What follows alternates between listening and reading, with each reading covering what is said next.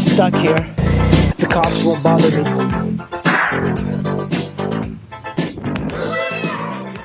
I'm on board the NC700, and you might see I mounted my, it's actually an old phone that my parents gave me. It's like an iPhone 4. But I wanted to talk to you guys about GPS options. And I really just use, the phone for GPS.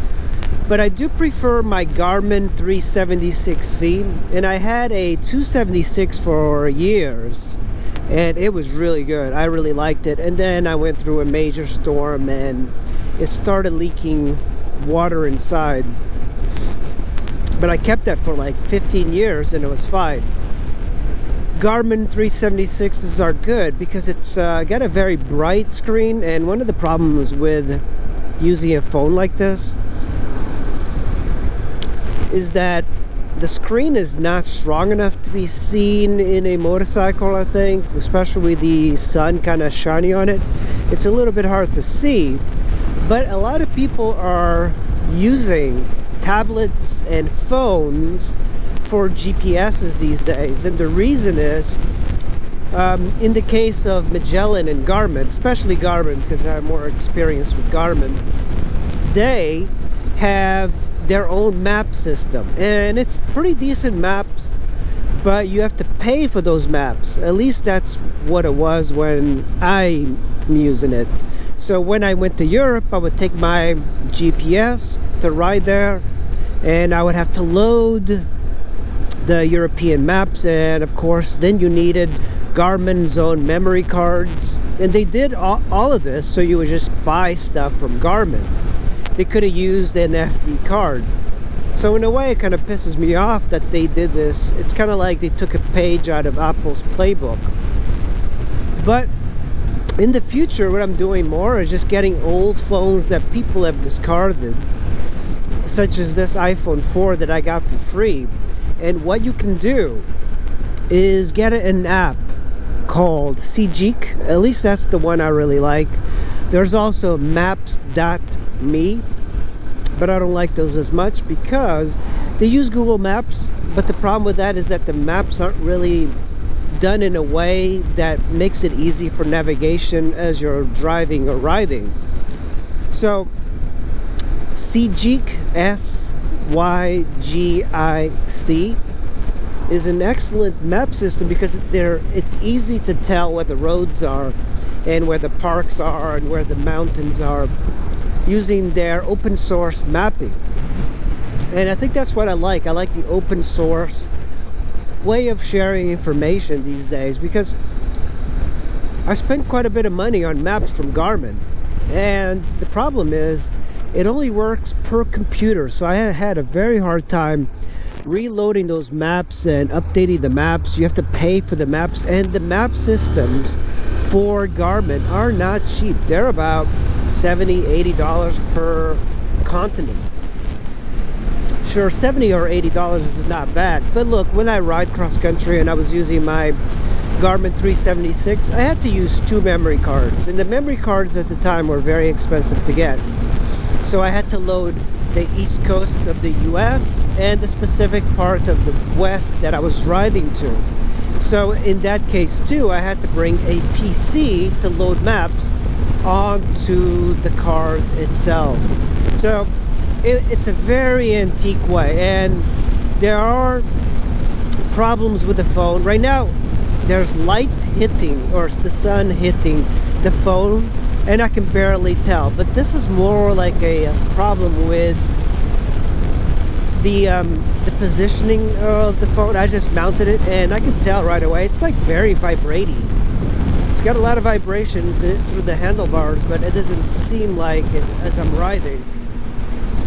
So when it comes to GPSs, a Garmin system, Magellan system, whatever, TomTom, is better than a phone just for the backlit features. These phones are also not rainproof, waterproof, and a lot of the riding GPSs are. So if you ever get stuck in a storm, you don't have to pull over and put the phone in your bag or whatever. And I think a lot of times GPSs have come down so much in price that you can get a piece of crap GPS, just put it on your bike and just leave it there. But I like the Garmin 376C because it's got buttons, so you can like lay down waypoints as you're riding. And oftentimes when I'm riding and I find a campsite, I want to push a button, set down a waypoint, set like a picture for what it is.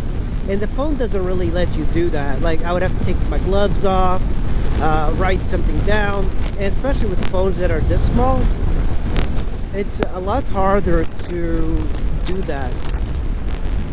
I do wish there was a GPS app that was connected somehow with your phone or whatever, and you can just talk to it. I'm sure there is, and I would like to lay waypoint down, and you would put a waypoint down for camping or something. That way I wouldn't have to take off my gloves and type. But these are just first world problems. I find that for most conditions this is fine. There's like no issues at all.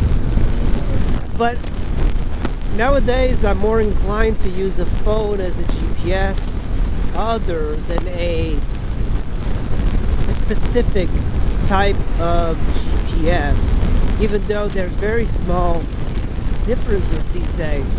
The maps are better on the GPSs than they are on the phones, but also keep in mind that I don't have a phone per se.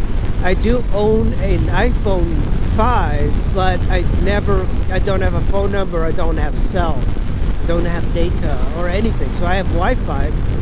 So one of the things I have to do is download maps offline and use the maps offline, and that's why I like this Seegeek map system. It's really easy to use. It gives you like the speed that you're going. You could also use Waze, but I don't really like Waze too much. It's I don't really ride around the city, and like I don't want to like be connected with other people. I know it's like it is nice having the locations of speed cameras, but since I don't have data, Waze doesn't really work very well for me. But there are great technology in GPSs. A GPS is something that I could not live without. I am so bad at directions. So bad. I get lost very easily. So I started using GPSs very early on. And I really enjoy the ability of being lost without ever being lost. So that's my recommendation for GPSs. I really think people should get them.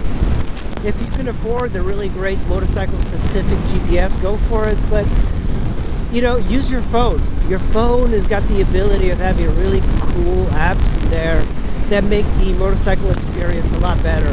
Alright guys, thanks for watching. I'll see you in the next video. Bye. Kinda stuck here. The cops won't bother me.